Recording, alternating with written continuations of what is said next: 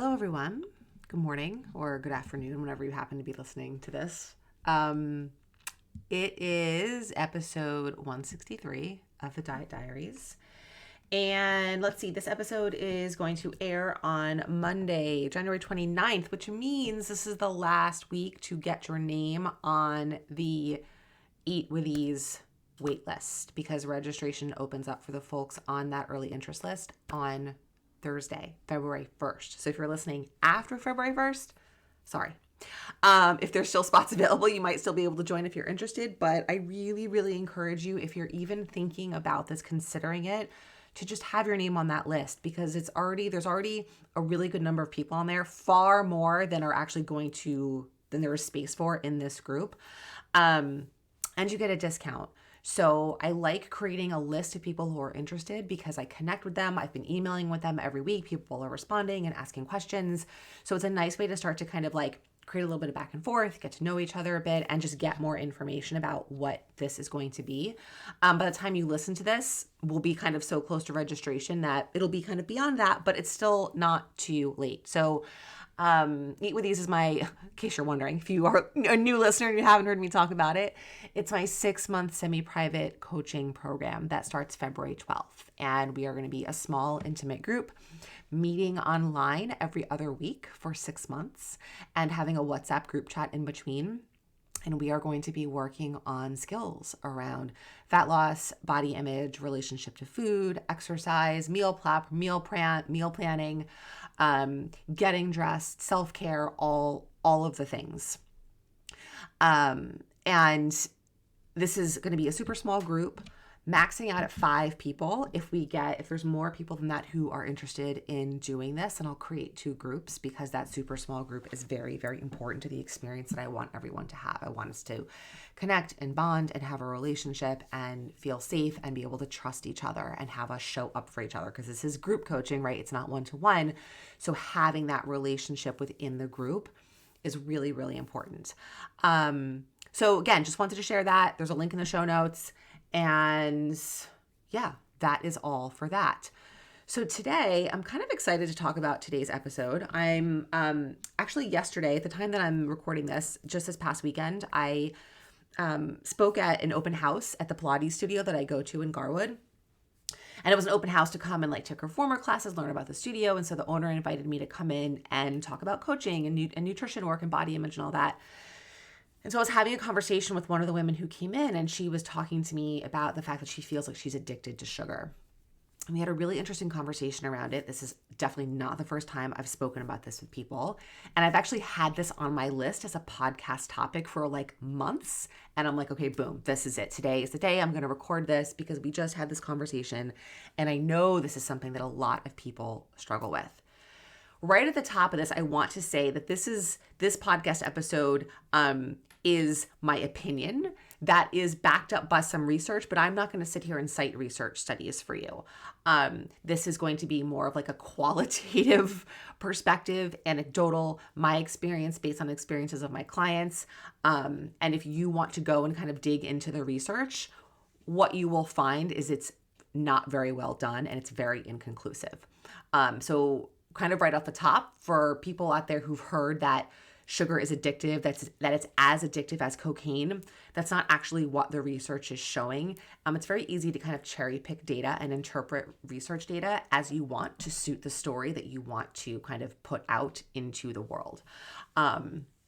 A lot of that research was done on rats and rodents and talking about the amounts of sugar that was given to them and all sorts of things. So what I want to share with you is more about like real world, like living in a world where sugar is all around us and how do we navigate that? Because that's really what's important. Not to say that what happens in a lab isn't important, but what happens in real life is sometimes more important. I think a lot of this is like, what's the story that you have around this? Are you constantly telling yourself you're addicted to sugar?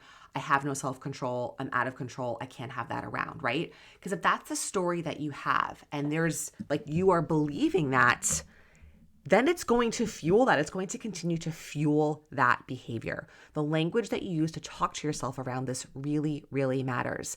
And you might really feel that way. You might feel like you are addicted to sugar, that whenever it's around, you can't control yourself. That is a real and valid feeling. What I'm offering you today is kind of a reframe on that to kind of ask, well, why do I feel that way? Is it because of the food or the sugar itself? Or is it because of me? And I'm not saying that to like place blame. I'm saying that to talk about like, well, is there something that's missing in terms of like the skill set or the way that you have to manage the food, right? Because when it's an addiction, it feels like that food controls you, right? It decides what happens to you. And we want to give you back the autonomy to be able to make choices around these foods. And when I talk about this, one of my favorite things, and I'm not the first person to kind of use this sort of example or analogy around this, but if you have thought to yourself, I'm addicted to sugar, I want to ask you this. Have you ever or would you ever stick a spoon into a tub of white granulated sugar and eat it? 99.9% of the time, if not 100, I'm going to say the answer is no, right? It would be like, ugh, like that, the graininess, the texture would be gross. It would taste super sweet, but it would just be gross. None of us would do that. And so I say that to remind you that, is it sugar that's addictive? Because if sugar was addictive in the way that like people say cocaine is addictive, people will snort cocaine, they will rub it on their gums, they will inject it, they will get it into their bodies in any way possible. When it comes to sugar, we won't do that. You're not going to sit there and eat spoonfuls of white granulated sugar just to get sugar. What you will do is eat Reese's peanut butter cups and cookies and muffins and baked goods and eat frosting out of a tub and ice cream and all of that. And there's a big difference there because it's the way that sugar gets kind of packaged up and mixed up with other ingredients, fat, and then the texture and the experience around it. Is it crunchy? Is it creamy? Is it smooth? Is it a combination of those textures? Is it warm? Is it cold? Is it a combination? Is it like a hand to mouth thing where you're putting like cookie after cookie, or do you sit there and eat it with a spoon? Like, what is the whole kind of all-encompassing experience of that thing? That plays a huge role into why you feel like you are addicted to that thing. It is not the sugar itself. It is that the sugar ingredient in combination with all of those other things that I just mentioned. And that is really, really important because when we look at it from that perspective, we can identify skills and we can give ourselves kind of some structure around those foods and what to do when they show up in our presence, which I'm going to talk about. But I want to kind of also talk about why, a little bit of the science behind this. People will talk about that sugar lights up the same part of your brain as cocaine, that it gives you kind of like a dopamine hit, it releases dopamine. That is true. Sugar does release dopamine, as do addictive drugs. But you know what else releases dopamine? Any kind of pleasurable, fun activity that you want to do more of. Shopping, going on a vacation, seeing a friend you haven't had, having a great meal that may have not no sugar, but a great meal that could be like a savory meal, like a burger and fries or a pizza, or like even an amazing salad, right? If it brings you pleasure and joy and you want to have more of it, there's going to be a dopamine release because of that. So to say like, it's a very, very reductionist interpretation of science to say that, sugar and cocaine both release dopamine. There's a lot of stuff that releases dopamine that is wonderful and beneficial. So it's way too oversimplified to just, say that and leave it at that. The other thing I want to say is that someone who's addicted, and I'm just going to keep using cocaine because that's kind of the example that's so often like given out there. So when someone's addicted to cocaine, it impacts their entire life, their behavior, their ability to function and show up, the way they connect with their people, what's happening at their job, right? Yes, when we have a disordered relationship with food, it can be stressful and it can take up a lot of space in our brain. It can affect our behaviors in terms of, well, if this restaurant doesn't have this food, I can't go out, or I'm on a special diet, and so I have to have my shake at home and I can't go out to dinner with friends. But that's not just about sugar. That's about your all-encompassing relationship around food. So those are very important distinctions. And so I think that's why using the language "I'm addicted to sugar" is A, scientifically not really accurate, and B, continues to weave a story and perpetuate a story in your brain that's really going to keep you stuck where you are. And so the stories that we tell ourselves and the language we use to talk to ourselves, I know I'm repeating myself, but that's okay, is very, very important. It's part of how we start to kind of rewire our brains. So I kind of want to talk about some ways to start to reframe this and rethink this, so that you walk away from listening to this episode with some like tangible skills and tools to think about. And one of them is kind of thinking about the jobs of foods. I've talked about this in other episodes, but I'm going to mention it here, is, right, like a candy bar has a job and an apple has a job. They don't have the same job. And what happens is when we try to put those foods to do each other's jobs, that's when things get messy. Like imagine if you tried to have like a history teacher teach a science class and a science teacher teach a history class, you'd be screwed. They wouldn't be able to get anything done because they're not in their qualifications are not matched up with the job they're in. Same thing goes for food. So if you're hungry and you go to grab candy, you're going to feel out of control because the candy is never going to fill you. So it's not that you're going to feel out of control, but that's because you chose the wrong food for the job. This is really, really important because this is what fuels some of the stories we have. When you know how to choose the right food for the job, then you can start to make choices that will actually feel good. When you're hungry, you need to eat some protein, you need to eat some fat, you need to eat some carbs so that you can feel full and satisfied. When you're hungry, you don't need to eat a candy bar or cookies or chips, which aren't even sugar, but we all know sometimes we have these same feelings about chips, which is another reason like why it's not a sugar addiction. It's about kind of the experience and the combination of these flavors and textures all at once. If you reach for those foods when you're hungry, of course you're going to keep eating them. Of course you're going to feel crappy because they're never going to fill you. That's not their job. It's not the fault of the food.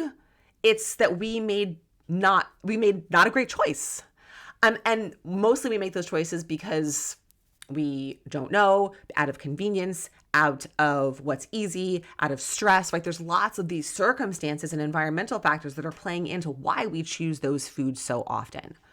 You know, this kind of brings me into a little bit of a sidebar, but important is that these foods that we think we're addicted to are also very convenient, readily available, inexpensive, foods that kids tend to eat a lot. So if you're a parent, they're going to be around a lot, you know, so that the environmental and the circumstantial piece of it matters, right? Foods that are more nutritious are more expensive, take more time to prepare, are less convenient, less portable. Again, so all of this really matters as to the story that you've told yourself about this. You know, a candy bar is really easy. You unwrap it, you eat it immediately. Like a turkey sandwich and a salad takes some preparation. It takes some work, right? So right off the bat there, yeah, you can grab sugar immediately, but something that's more nutritious is going to take time and effort. And so the way that we start to interrupt that is to kind of, you know, create some awareness around it, around the story that you're telling yourself, around the actions that you're doing, and to give yourself some structure. Like, what are some more convenient, more filling foods to have around, right? Like, is it deli meat? Is it jerky sticks? You know, is it hard-boiled eggs that are like ready to go? And I know that sounds kind of like cliche, but if you're truly hungry and you need something that's going to fill you and you need it to be convenient, then have some of those foods around. Eat that first with like a piece of fruit, right? Grab like some turkey slices and like a piece of cheese. I just found these, I think the brand is like Belgioiso. I got them at ShopRite. They're these Parmesan cheese blocks. They are awesome. They are so good. And they are very satiating because it's protein and fat. So like have one or two of those with a piece of fruit, satiate that hunger. And then if you want something sweet, you're going to be much more able to have a piece of chocolate or a cookie in a way that's going to feel like you're in control and getting to make the decision. Then if you're starving, don't eat the snack that's going to satiate you and go right for the sweets. You know, and obviously we struggle with sweets not just when we're hungry, right? Like we could have a really filling dinner and someone brings out dessert and you might feel really full and you eat the dessert anyway, right? Because it tastes so good. And it is. These foods are designed to make it hard to stop. And here's where there's an important piece of science, in that, Humans have evolved over thousands and thousands and thousands of years. And our modern society and culture around food has evolved very quickly over the last 100 years. And there is a mismatch between where humans are evolutionarily, if that's a word, and where our modern society and food manufacturing and food environment is. So our brains have not yet adapted to the readily available convenience foods. We respond to them in the way we used to respond to food thousands of years ago when it was scarce, when we had to hoard calories, right? When we had to maybe eat a lot at once because we didn't know when the next meal was going to be. Those same mechanisms still exist in our brains because evolution takes millions of years. But now we've got all these foods around that trigger those same responses, but much more so. Like they exacerbate it to like the nth degree. Then does your brain respond to some of these foods, which are salty and sweet and crunchy and creamy all at once? That's your brain doing what it's supposed to do. But then we end up eating a lot more than we actually need to, because those foods are not really designed for our human brains, right? Our human brains don't know what to do with them, is kind of like what I'm saying. And that's just reality, right? But it doesn't mean then the answer we try to get is like, oh, I just can't have sugar. I have to cut sugar out. No sugar. I can't eat sugar. I can't eat carbs. I have no control. I just can't do it. And again, for 99% of us, that is not a long-term answer, because it's very difficult. Cutting out cocaine and alcohol is not the same as cutting out part of food. It's just not the same. You can't really make that analogy on something that has a hugely detrimental impact to your life and your well-being and your health and your behavior. Whereas, sugar shows up in a lot of what we eat, which is sometimes, not great. But to say that you're never going to have a piece of cake at your kid's birthday party or your daughter's wedding, and I'm going just for like the special events, to say you're never going to do that, or that you're only going to have it on those days, is not really realistic. This is that all or nothing mindset. And we do that because we feel like it's the only way we can try and control something that makes us feel out of control. We feel like we gain control by getting rid of that thing, but actually what you're doing by trying to eliminate it is you're just continuing to let it control you. Control doesn't happen by eliminating something in that way. I'm not talking about drugs and alcohol. It's a different science, different thing. It happens by learning skills to be able to be in the presence of that thing, right? If you never let yourself have sweets around, and then you have sweets around and you binge on them, overeat them, and you tell yourself the story, this is why I can't have it around, I overeat it. Well, you can't learn how to do something if you never let yourself have that thing around. It's like this weird contradictory oxymoron kind of thing. In order to feel comfortable and feel in control around sugar, you have to learn how to have sugar around. You have to develop skills to do that. And you do it slowly, and you do it bit by bit with like one single serving of something at a time. I've talked about this on other episodes, but these skills, this is it. Like, this is the work. So if you are someone who feels like you can't have any sweets in the house, I get it. A skill you can practice is to buy a single serving of something that feels really challenging for you, whether it's like an ice cream bar or a cookie or a slice of cake, whatever the thing is for you. You buy one serving of it and you bring it into your house, and you really try to do this when other people are not around to the best of your ability, and you put it on a plate. And you sit at a table and your phone is nowhere to be found. You're not listening to a podcast. You're not looking at TikTok. You're not watching a show. You're not chasing after your kid if possible. You are focused on this. And you take a bite of that thing and you taste it and you chew it and you notice, what are the flavors? What are the textures? How much do I like this? And then you take another bite and you do the same thing. And it's like, oh, do I like this bite as much as the last bite? Is anything different? And you continue to go through that process until maybe you eat the whole thing. Or maybe you eat quarter or half or 3/4 and you're like, this bite doesn't taste as good as the last bite.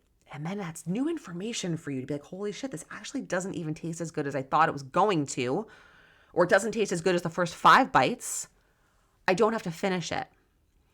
And that may feel very, very uncomfortable. I'm not saying that you're going to all of a sudden be like, oh yeah, like rainbows and hummingbirds are going to come from the sky. And you're like, oh, I get it now. I don't have to finish this. You might finish it anyway.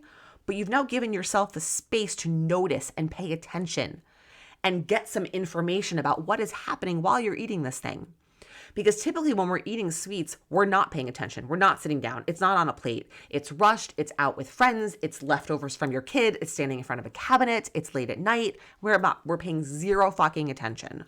And that, again, is why you feel addicted to it, because you're kind of tuned out from the whole thing and you don't even necessarily realize what you're doing or how much you've eaten, or you eat it and then because you weren't paying attention, you feel like you didn't have anything, so then you want more. There's so many factors that are contributing to why you feel addicted. It's not actual addiction. It's a lack of skills. And that lack of skills, truth be told, is not your fault. These skills are things I believe we are innately born with, but are stripped away from us at a very early age by well-meaning parents and adults.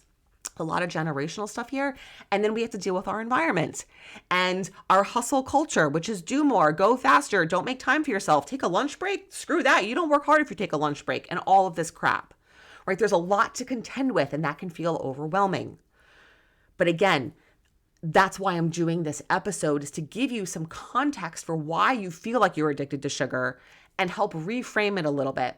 That feeling is real and valid, but is it actually addiction? Or is it these other circumstances, lack of skills, environments that are actually creating that feeling? Which is cool, because those are things we can actually work on. Those are things we can take action on. Those are things where we can kind of like put a stake in the ground and like reclaim control, which is really empowering. Because feeling like a food is controlling you because you know it's there and you feel powerless around it is the worst feeling. If you're listening to this podcast, I would bet that you know that feeling.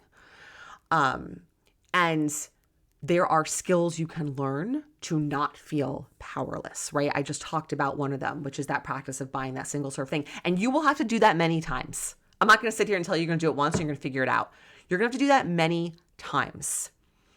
But I think you will pick up on it faster than you think you will. And it will teach you, it will give you the evidence that you need, that you can eat sweets and not feel out of control, that you can pay attention, that you can notice what's happening.